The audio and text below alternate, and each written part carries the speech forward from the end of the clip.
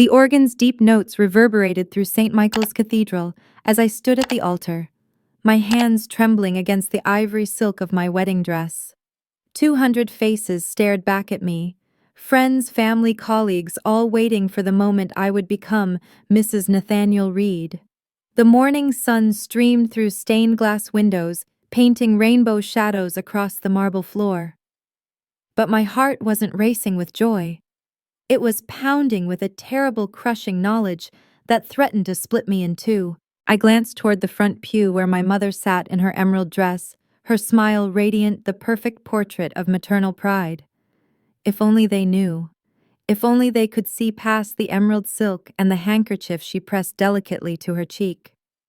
Only 24 hours ago, I too had believed that smile. Only 24 hours ago, I still lived in a world where mothers protected their daughters and love meant something sacred. Nathaniel squeezed my hand at the altar, his blue eyes gleaming with what anyone else would call devotion. "You ready for this, Celeste?" he whispered. That familiar confidence had once swept me off my feet. I looked into the face I had once adored, the jawline I had traced with my fingers, the mouth that had promised me forever, and felt my world crystallize into perfect, terrible clarity. "Oh, I'm ready," I whispered back, steady despite the storm inside me, more ready than he would ever know. 3 months earlier, I had been blissfully happy. At 28, I was the daughter my parents had raised to make them proud. I'd graduated summa cum laude from Georgetown, built a steady career as a senior editor at Meridian Publishing, and had just gotten engaged to Nathaniel Reed, the golden boy of our community. My parents had basked in it all. My father, Pastor William Darren, had spoken warmly about Nathaniel's good heart, about how he could see how deeply he loved me. My mother, Diana, however, had said something that in hindsight still burns. "You've done well. Not you'll be happy. Not he's perfect for you. But you've done well, as if my engagement were a transaction, a prize to elevate us all." She had thrown herself into the preparations with obsessive precision. Every bouquet, every seating arrangement, every note of music bore her fingerprint. She convinced me to forgo my vows, to let her select my dress, to trust her choices, because mother knows best. At the time, I was touched by her enthusiasm. I thought it was love. But now I see it was something else, something darker that I refused to imagine. Nathaniel had always charmed my parents. He dropped by often, spending long stretches in the kitchen with my mother, while I worked in the next room. Their laughter carried down the hall like background music. When I told him how meticulous she was, he would smile and say, "Your mother is remarkable." It didn't strike me as odd. Why would it? I thought his words were kindness, not confession. The first crack appeared 3 weeks before the wedding. I arrived at my parents' house at my usual time to finalize details, only to find my mother flustered at the sink washing dishes that were already spotless. Her cheeks were flushed, her hair mussed. There was a scent in the air, not her vanilla candles, but cologne, expensive and masculine. When I asked about the extra coffee cup on the counter, she stumbled through a lie about drinking coffee in the evening. My mother was never a good liar. I should have pushed, but I didn't. I chose to believe her because love had blinded me to doubt. A week later, Nathaniel began missing dinners and appointments, claiming work consumed him. His secretary let slip that he'd left the office early, and when I went to his apartment, he locked himself in his bedroom and claimed food poisoning. The lipstick-stained glass on his table had already whispered the truth, but again I buried my suspicion beneath loyalty. 2 days before the wedding, the truth crashed into me with all the force of betrayal. My mother had called asking me to grab some programs from her car. But there in her Mercedes, I found a small black notebook with my name written across the front. My hands shook as I read page after page of her neat handwriting. She confessed to longing for Nathaniel, to nights spent in his apartment while I was at book club, to his promises that his marriage to me would be nothing more than a facade while his heart belonged to her. The final entry, written the night before, confessed everything one last night together before he became my husband. Their secret was no accident, no fleeting mistake. It was deliberate, calculated, cruel. I remember sitting in that car as my world tilted sideways. I thought of my father planning to walk me down the aisle, oblivious. I thought of every gathering where they laughed together, every time I'd missed the glance between them. My heart broke not just for myself, but for the years of lies they had crafted, the humiliation they had planned to hide behind lace and vows. By the time the tears stopped, something inside me had hardened. They had chosen each other over me, so I would choose myself over them. That night, I checked into a hotel under a false name and laid out the evidence like a crime scene. Her journal, his credit card charges, the fragments of truth I had ignored. The old me would have confronted them privately, would have begged for answers, perhaps even forgiveness. But the old Celeste was gone. In her place was someone colder, someone clearer. Revenge would not be a scream in the night. It would be daylight and silence witnessed by every person who believed in the lie they had woven around me. I called my college friend, a journalist, and asked her to be at the cathedral with her camera. I called my assistant for the guest list, ensuring everyone who mattered would see. And then I called my father, my voice breaking only once, to tell him I loved him no matter what came tomorrow. Because tomorrow, at the altar under God's watch, and before 200 witnesses, I would choose myself. And in doing so, I would destroy them both. When the cathedral bells tolled, I walked down the aisle with my father, my arm looped through his, every step heavier than the last. The weight of silk and lace on my body felt like armor, not a gown. My father smiled with such unshakable pride, his hand warm and steady against mine, and I nearly faltered. He didn't know. He couldn't know. If he had, that smile would never have reached his eyes. As we reached the altar, Nathaniel's eyes locked onto mine with that polished charm he wore like a second skin. To the world, he looked like the perfect groom, tall, broad-shouldered, refined. But all I saw was the man who had spent his last night of bachelorhood in my mother's bed. The priest began the ceremony, his voice echoing beneath the vaulted ceiling, every word like a drumbeat against my ribs. My gaze shifted toward my mother, seated in the front pew, her emerald dress glittering beneath the stained glass light. She dabbed at the corner of her eye with a silk handkerchief, her performance flawless. People whispered about how beautiful she looked, how proud she must be. If only they knew that her tears weren't for me, but for the man standing beside me. I forced my breath to steady as the ceremony went on. The vows approached, and with each passing moment, I felt the storm inside me coiling tighter. The plan I had set in motion the night before hummed like a live wire beneath my skin. I thought I might crumble under the weight of it, but then I saw Emma, my college friend. Her camera poised subtly from the back pew, her eyes fixed on me with unspoken strength. She was ready. The priest turned to Nathaniel first. His voice was confident, smooth as honey.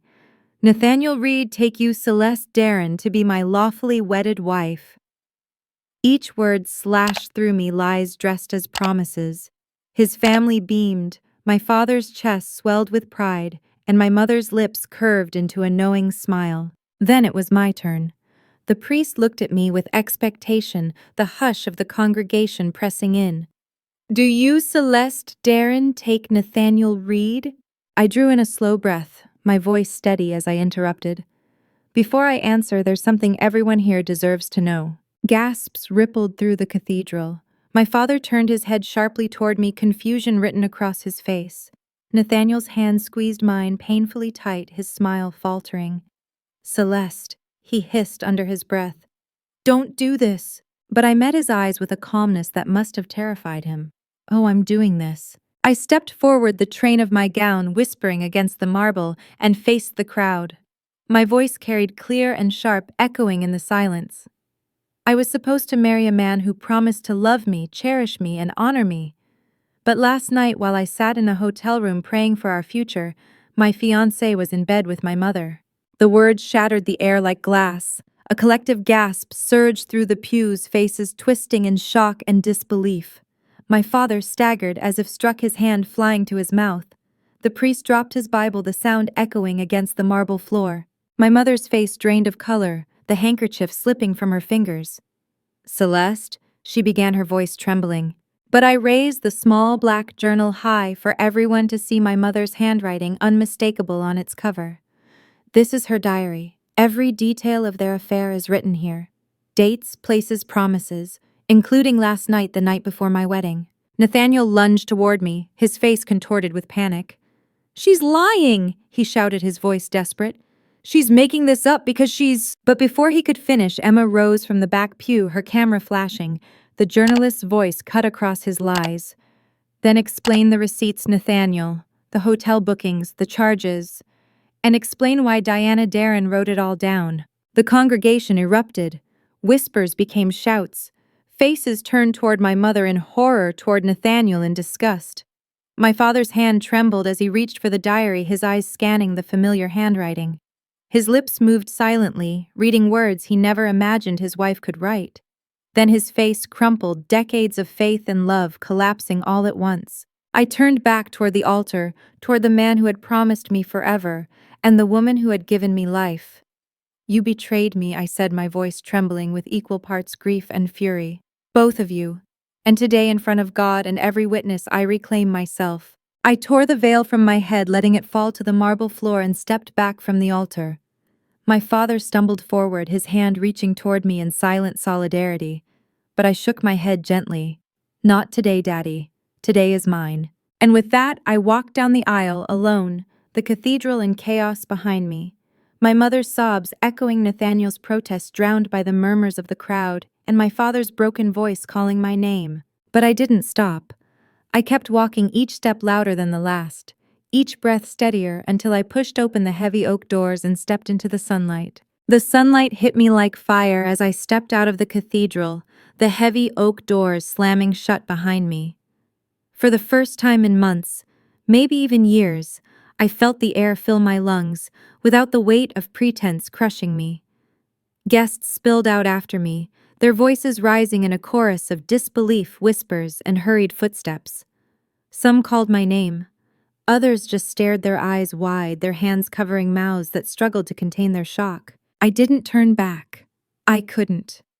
The cathedral, once the sacred backdrop of my dream, had become a stage of betrayal, and I had burned the script to ashes in front of 200 witnesses.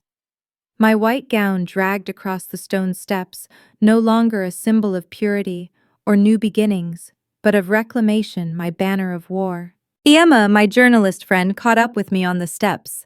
She placed a steadying hand on my arm, her eyes full of unspoken pride. You did it, Celeste, she whispered. Her camera hung at her side, evidence preserved forever. The truth is out. They can't bury it now. Behind us, the chaos continued to swell.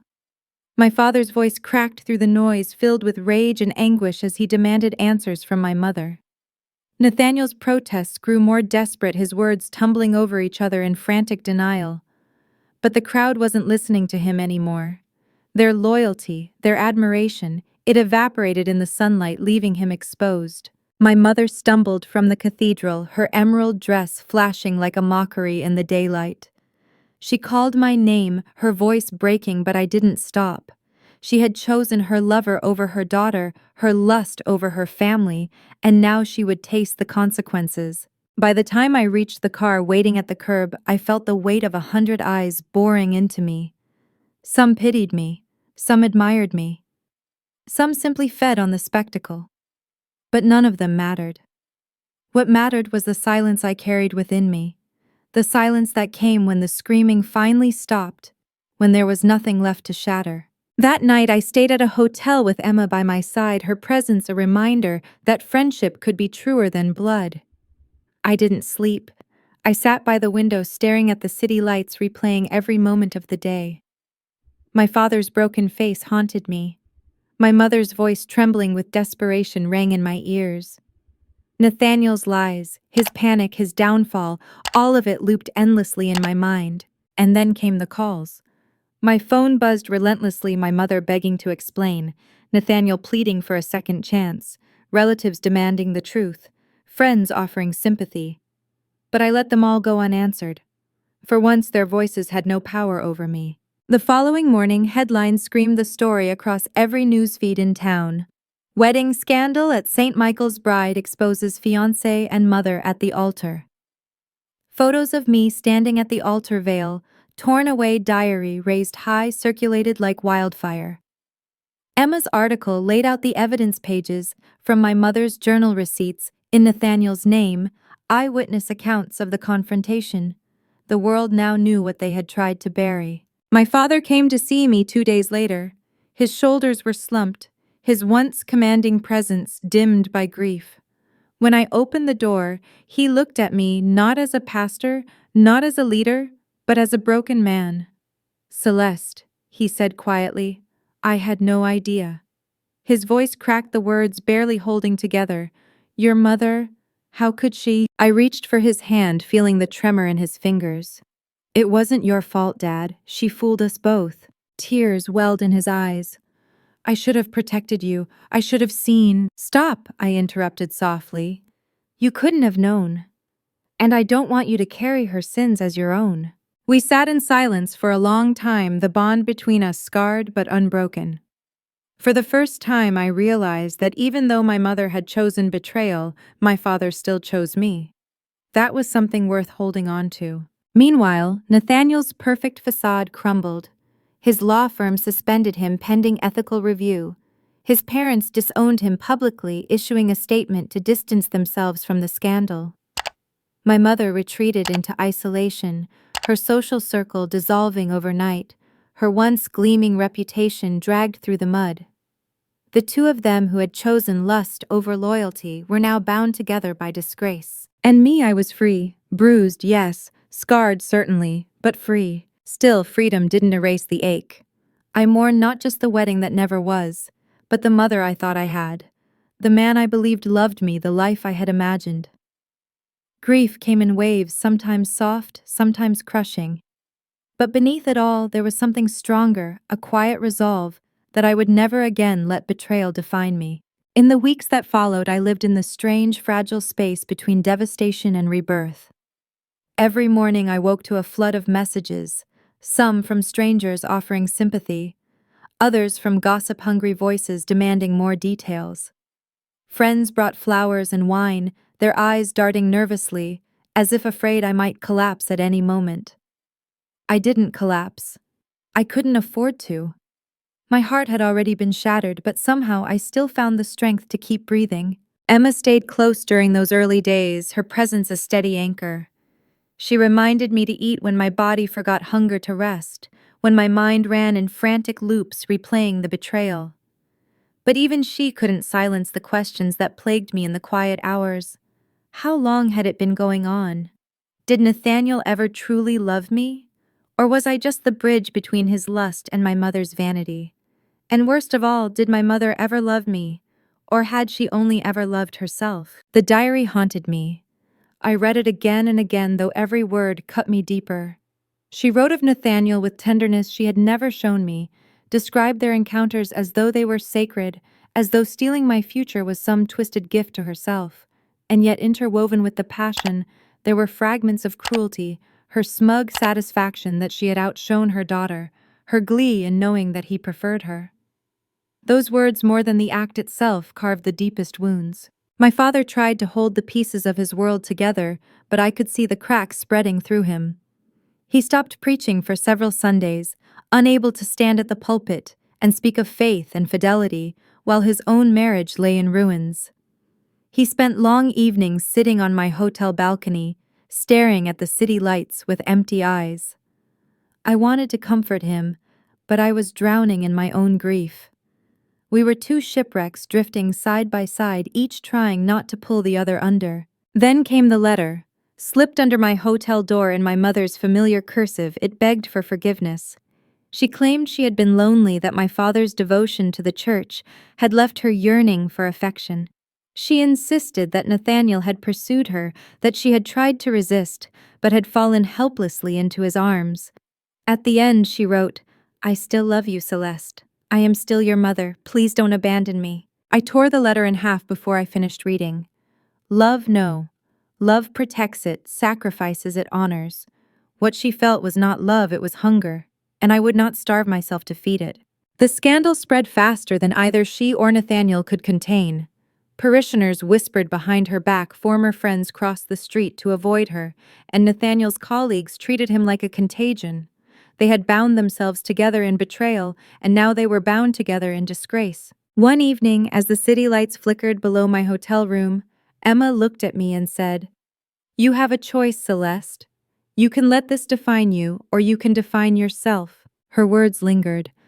That night, I pulled out a notebook and began to write not about them, but about me, about my pain, yes, but also about my survival, about the way betrayal exposes the truth, not only about others, but about ourselves, about how strength is often born in the fire of heartbreak. It started as therapy, but as the days turned into weeks, those pages grew into chapters, and those chapters into a story I realized might one day help others. A story of a woman who lost everything she thought she knew, only to find herself in the ruins. I still carried the ache.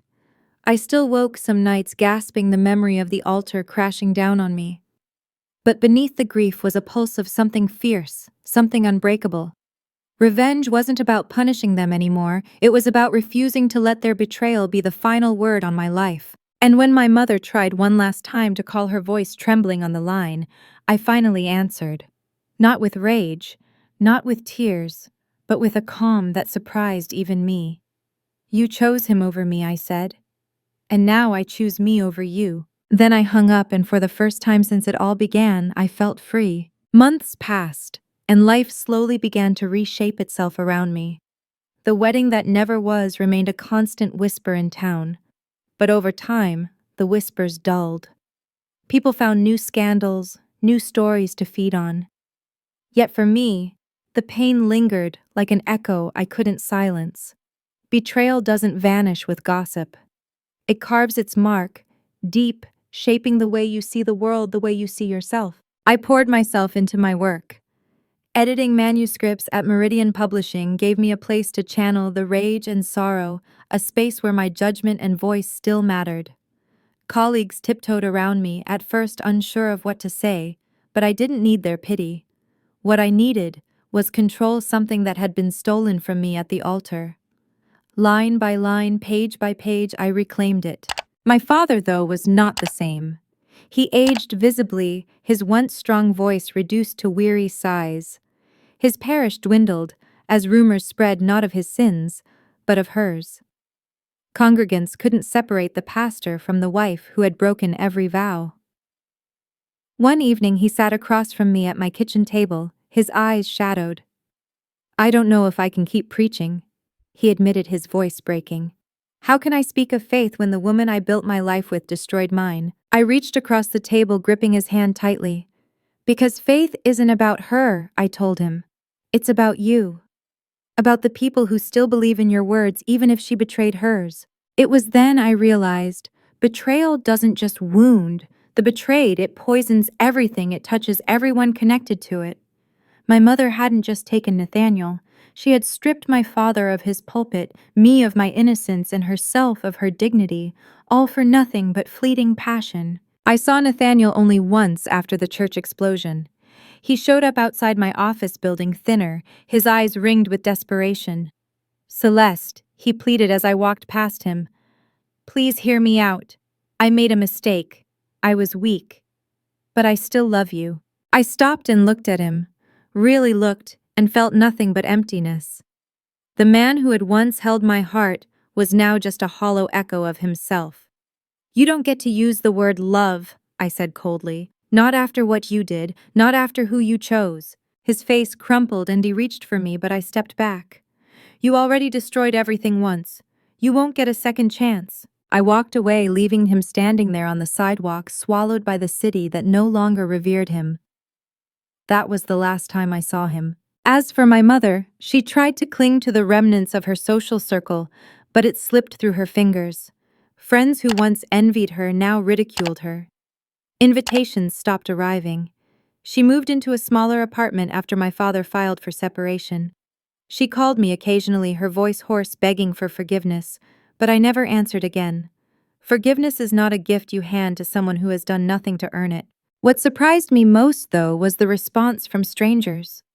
Emma's article spread beyond our town, sparking conversations about betrayal, family, and survival. Letters and emails poured in, women telling me of their own mother's cruelty, men confessing their struggles with broken trust.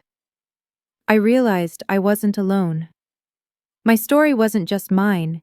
It was a reflection of a wound carried by countless others, a mirror to pain that too often stays hidden. So I kept writing. I turned those journal entries and late-night scribbles into a manuscript, a memoir that was raw, unflinching, and painfully honest. My editor, who had watched me battle through the storm, agreed to publish it. This isn't just a book, she told me. It's survival in ink.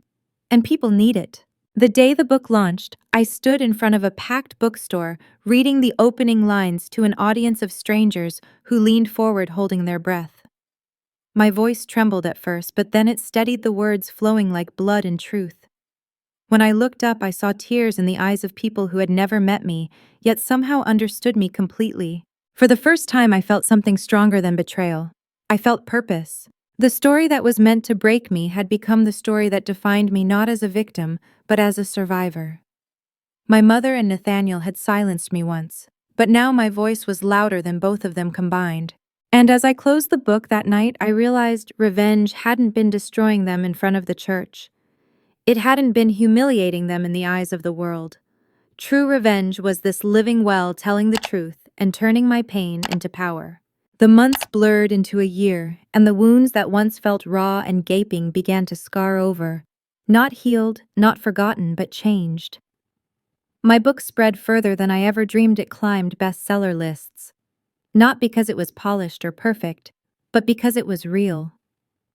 My words resonated with those who had been betrayed, abandoned and silenced, giving them something they thought they'd lost: a voice. Letters poured in daily.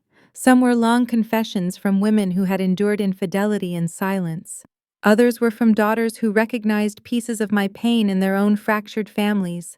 And sometimes I received letters from men who had been betrayed, men who regretted being the betrayer, men who wanted to apologize to women they had broken. Every story reminded me that betrayal is universal, but so is resilience. My father began to find his strength again, too. He returned to the pulpit slowly, his sermons quieter now, but deeper, infused with a new honesty. He spoke of sin not as a distant concept, but as a shadow he had witnessed up close. The congregation, instead of leaving, leaned in closer. They saw a man stripped of illusions, speaking from scars, not scripture alone. In his brokenness they found truth. But my mother remained a ghost. I heard whispers of her moving from apartment to apartment, unable to settle, unable to rebuild. Friends had turned away, the community closed its doors, and even Nathaniel had vanished from her life within months. Betrayal had bound them together, but disgrace had torn them apart. I didn't seek her out. She had made her choice, and I had made mine. Still, late at night, I sometimes wondered if she thought of me, if she regretted trading her daughter for the arms of a man who never truly loved her. Did she cry when she read my name on the book cover? Did she see my face on the television interviews and remember the daughter she once cradled in her arms? I'll never know. And maybe it's better that way. I often returned to the cathedral steps when the city was quiet, standing where I had once ripped my life in two. The stone was cold under my feet, the memory sharp and vivid, but no longer unbearable.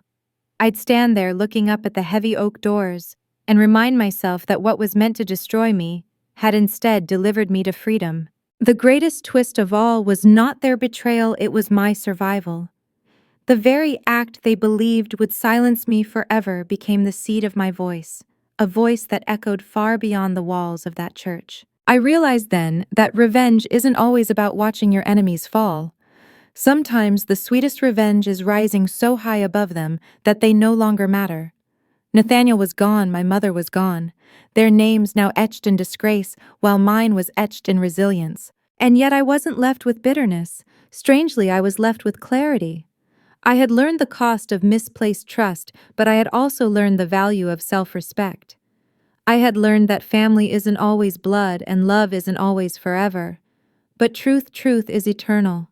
And it was truth that set me free. So if you've listened to my story, if you've walked these shattered steps with me, I want to leave you with this: betrayal may break you, but it doesn't have to define you. You are stronger than the lies told about you, braver than the silence forced upon you, and worth more than the love that betrayed you. If this story touched you, if you felt the sting of betrayal, or found strength in the ruins of heartbreak, please like this video, Share it so others can find courage and subscribe for more stories that remind us we are never alone in our struggles. And tell me in the comments, what has betrayal taught you about yourself? Because sometimes the story doesn't end with pain, sometimes it begins there.